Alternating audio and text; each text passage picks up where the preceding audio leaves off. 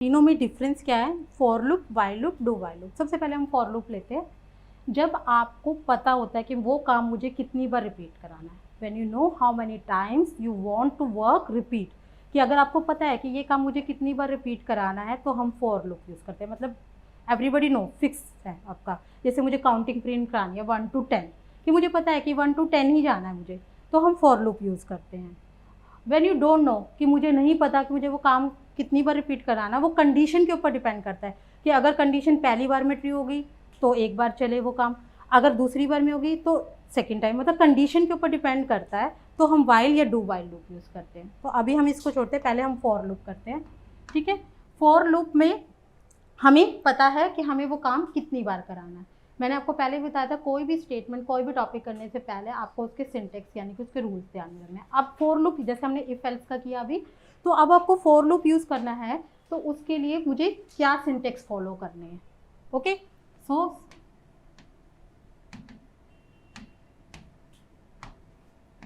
सबसे पहले for keyword, जैसे इफ़ के लिए हमने इफ़ कीवर्ड यूज़ किया था, एल्स कीवर्ड यूज़ किया था, ये हमारे कीवर्ड्स होते हैं, इसको और किसी पर्पज़ के लिए हम यूज़ नहीं कर सकते। ठीक है, फॉर, देन ब्रैकेट स्टार्ट। ठीक है, अब इसमें आता है इनिशियलाइजेशन। इनिशियलाइजेशन अभी लिख लो इसको, फिर मैं इसका मीनिंग बताती हूँ। Initialization expression. फिर यहाँ आता है टर्मिनेटर, वो जो आप यूज़ करते हो, सेमीकोलन जिससे जो बोलते हो। देन आपका आता है कंडीशनल एक्सप्रेशन। एक्सप्रेशन वर्ड आ जाता है ना यहाँ पे, तो समझ जाना कि यहाँ पे पूरा कंप्लीट कोई स्टेटमेंट आएगी, कंडीशन आएगी। Conditional expression.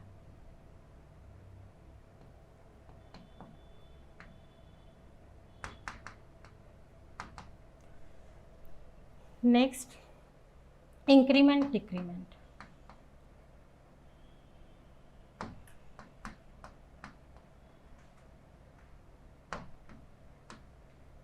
इसके पीछे क्लोज नहीं करना, टर्मिनेटर, इसको हम टर्मिनेटर बोलते हैं। आप क्या बोलते हैं? सेमीकोलन क्या बोलते हैं? टर्मिनेटर ना, टर्मिनेटर यहाँ नहीं आएगा। टर्मिनेटर वहाँ पर आता है जहाँ पर वो चीज़ हमें स्टॉप करनी होती है, ब्रेक करनी होती है। अभी हमारा लूप चलना है क्योंकि हमें वो काम बार बार रिपीट कराना है। देन वही आपका इसको क्लोज करना, इसमें वो काम देना, वो स्टेटमेंट देनी है आपको जो आपको जितनी बार रिपीट करानी है। ठीक है, अब इसका मीनिंग मैं समझा देती हूँ। इनिशियलाइजेशन एक्सप्रेशन, इनिशियलाइजेशन का मतलब कहता है स्टार्टिंग, बिगिनिंग कहाँ से करनी है। मैं एक सिंपल सा एग्जांपल लेती हूँ कि मुझे ये अपना नाम भी जो है वो 5 टाइम प्रिंट कराना है, या हेलो है, सिर्फ हेलो, फिर काउंटिंग प्रिंट कराएंगे।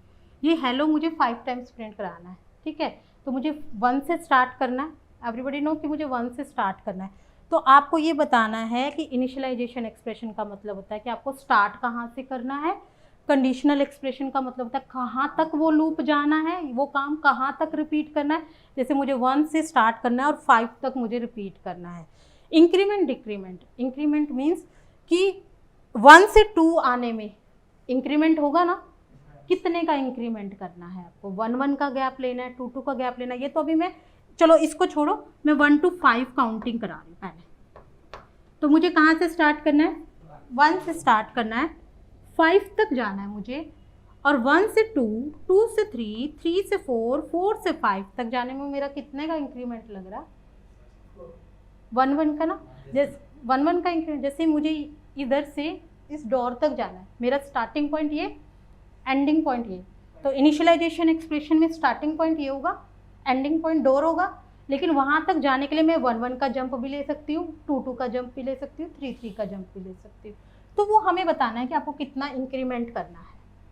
ठीक है, 1 जंप लेना है, 2 जंप लेना है, 3 जंपिंग वैल्यू देनी है आपको। अब कई बार हमें ऐसे भी तो 2, 4, 6, 8, 2-2 की भी इस तरीके की वैल्यू भी रिपीट करानी पड़ सकती है। डिक्रीमेंट में रिवर्स हो जाता है।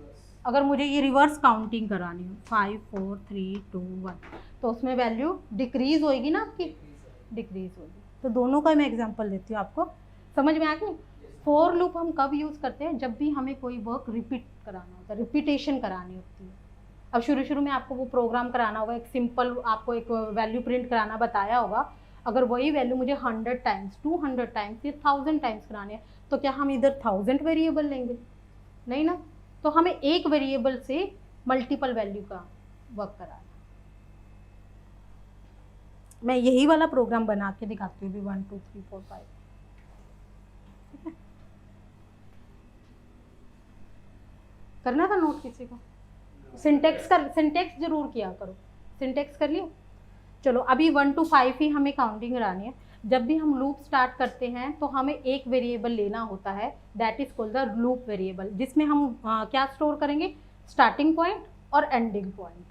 ठीक है, तो सबसे पहले एक लूप वेरिएबल इंट ए लिया। जो वेरिएबल हम वैसे यूज़ करते हैं इनपुट आउटपुट में, वो इनपुट आउटपुट वेरिएबल होता है, और जिस वेरिएबल को हम लूपिंग में यूज़ कर लेते हैं उसको हम लूप वेरिएबल बोलते हैं।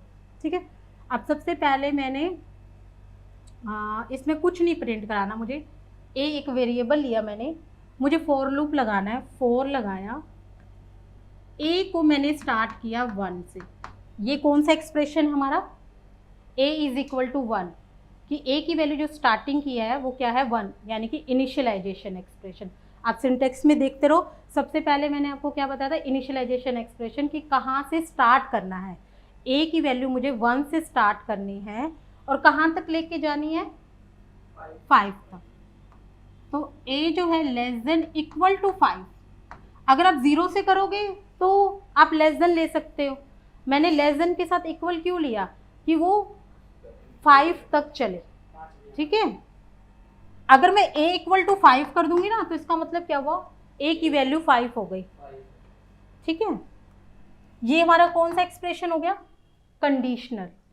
ये इनिशियलाइजेशन, ये कंडीशनल एक्सप्रेशन हो गया। अब 1 to 5 तक जाने के लिए मुझे कितने जंप्स लेने हैं, इंक्रीमेंट लेना है, 1 1 का लेना है। आपने ऑपरेटर पढ़े होंगे इंक्रीमेंट डिक्रीमेंट, तो increment decrement operator a plus plus, इसका मतलब क्या होता है, a के अंदर 1 प्लस हो जाए। देखो ये बहुत स्टेटमेंट a की होती है, a प्लस प्लस या a is equal to a plus 1, यानी कि a की जो भी वैल्यू है उसमें +1 होके फिर से a में चली जाए, दोनों का मतलब सेम होता है। ठीक है, वो उसको शॉर्ट वे में लैंग्वेज में ऐसे राइट किया जाता है। तो हमारा लूप जो चलेगा 1 से स्टार्ट होगा, 5 तक चलेगा, 1 से 5 तक पहुंचने में उसको 1 1 का स्टेप मिलेगा। अब मैं इस ए को प्रिंट करा के देख लेते हैं कि क्या वो 1 to 5 प्रिंट कर रहा है, 1 1 का गैप ले भी रहा है या नहीं। Print F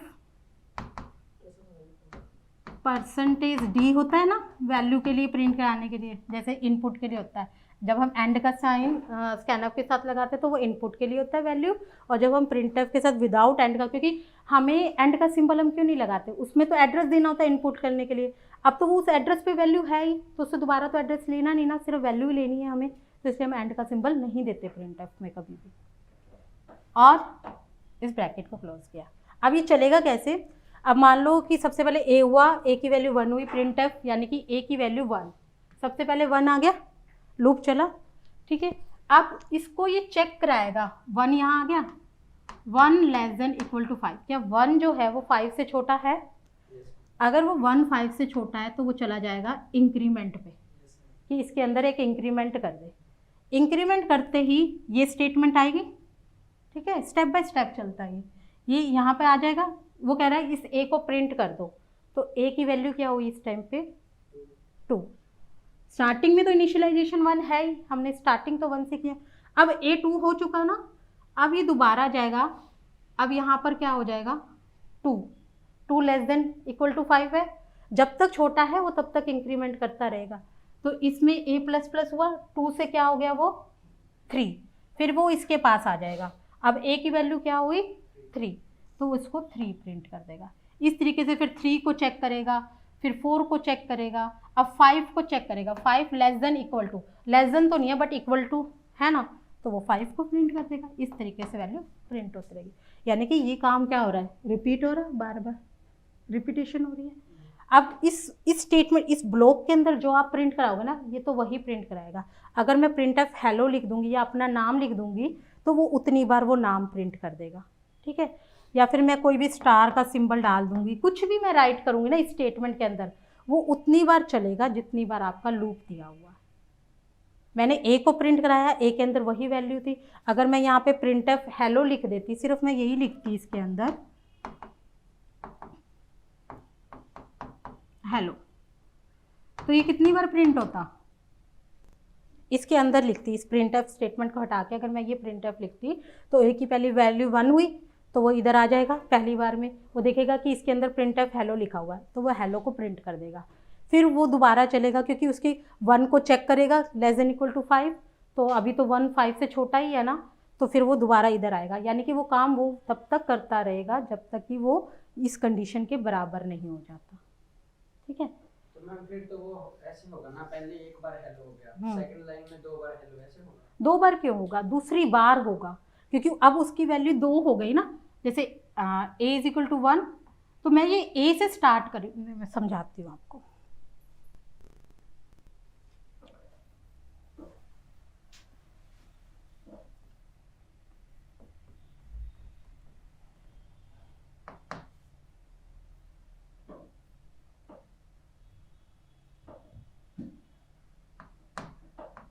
a plus plus ये हो गया प्रिंट है,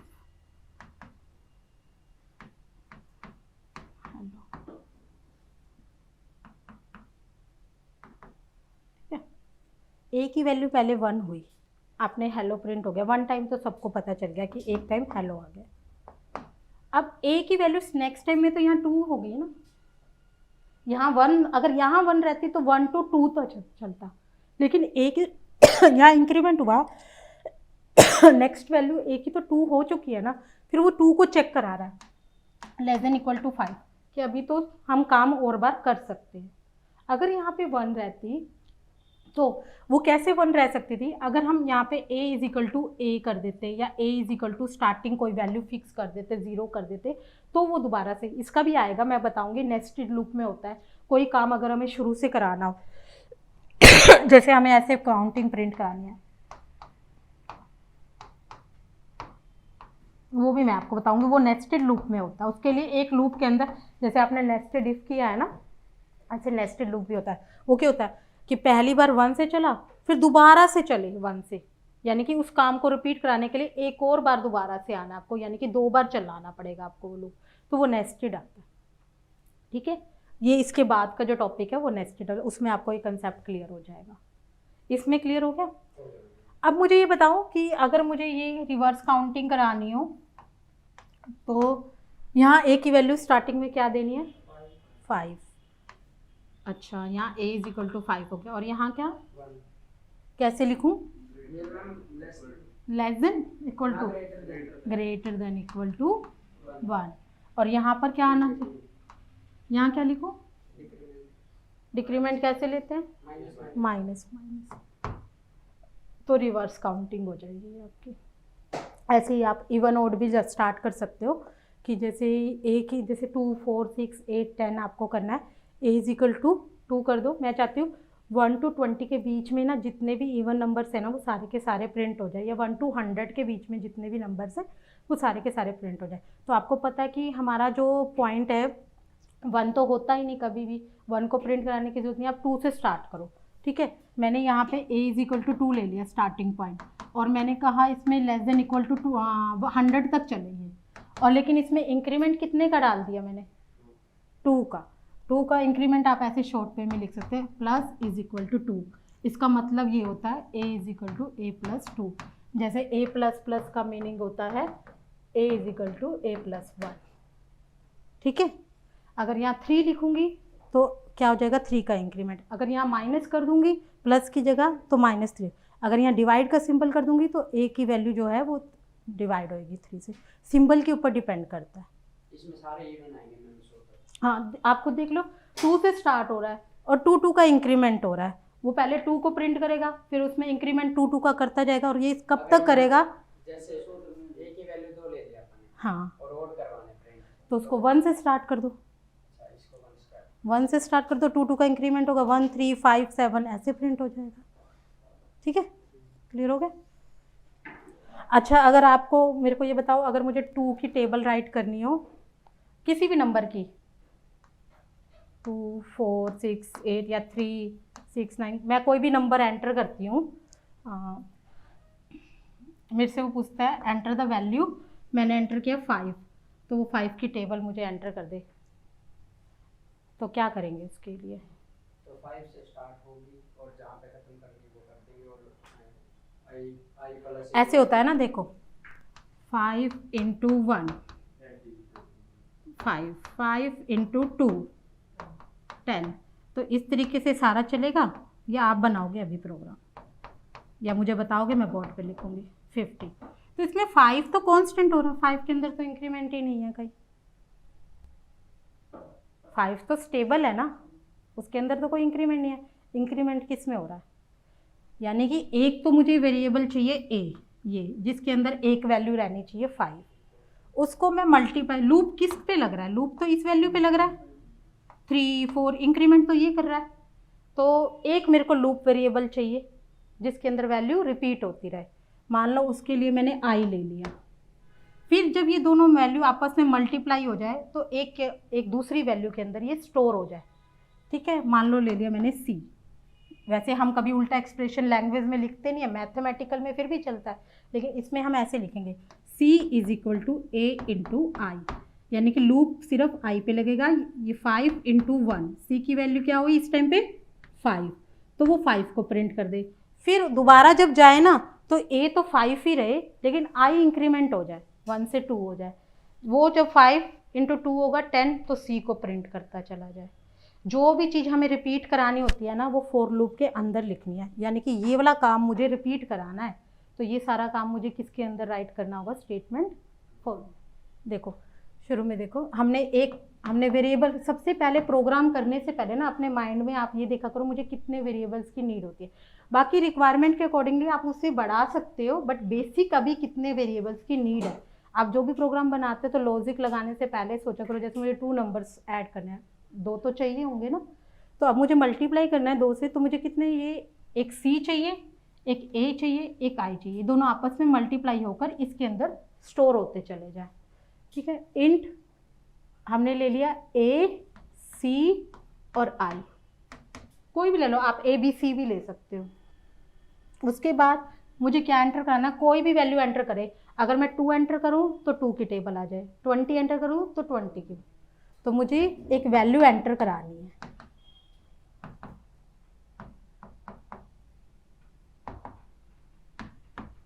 enter the value of A, scan of percentage D. ये हो गया हमारा इनपुट का काम पूरा। अब हम इधर कुछ भी एंटर करा सकते हैं, 1 2 3, मतलब जो भी हमें 5 की, 6 की, 8 की, 9 की। अब मुझे क्या कराना है, इसके लिए काम करना है ना, 1 2 3 4 इंक्रीमेंट होना चाहिए। तो जहाँ भी आपको रिपीटेशन दिखे ना, वहाँ आप लूप ही अप्लाई कर दो। ठीक है, अब रिपीटेशन करना है तो हमें फॉर लूप लगाना होगा। फॉर लूप के लिए मैंने आई लिया। आई कहाँ से स्टार्ट हो रहा है? ये 1 से, तो आई इज इक्वल टू 1। कहाँ तक चलाएंगे? 10 तक। तो आई लेस देन इक्वल टू 10। कितने कितने का इंक्रीमेंट है इनमें? 1 से 2 होगा, 2 से 3 होगा, 3 से 4 होगा। ठीक है, अब काम क्या कर रहा है, ये जो मेरी ए की वैल्यू है और जो आई हमें दे रहा है वैल्यू, उनको आपस में मल्टीप्लाई करना है। ठीक है, और उसको स्टोर क्या करना है? एक थर्ड वेरिएबल में करना है। मान लो मैंने सी लिया, ए इंटू आई कर दिया। ठीक है, और इसी के साथ साथ वो प्रिंट भी कराए ना, जैसे 5 इंटू 1 हो जाए तो क्या हो जाए? 5 प्रिंट हो जाए। अब लूप के अंदर प्रिंट कराने से क्या होगा और लूप के बाहर प्रिंट कराने से क्या होगा, वो मैं बताऊंगी इसमें भी। और प्रैक्टिकली ना ये भी चीज़ करके देखना कि कोई स्टेटमेंट अगर हम लूप के अंदर करा देते हैं तो आउटपुट क्या आता है, लूप के बाहर प्रिंट करा देते हैं तो क्या आउटपुट आता है। तो आपको डिफरेंस क्लियर हो जाएगा कि हम लूपिंग क्यों यूज़ कर रहे हैं। ऐसे इफ एल्स में भी कि अगर हम उसे इफ में कराते हैं तो क्या होता है, इफ के बाहर कराते हैं तो क्या होता है, एल्स में कराते हैं तो क्या होता है। पहले सीधा सीधा प्रोग्राम बनाओ जैसा है, फिर उसको होच पोच कर दो पूरा।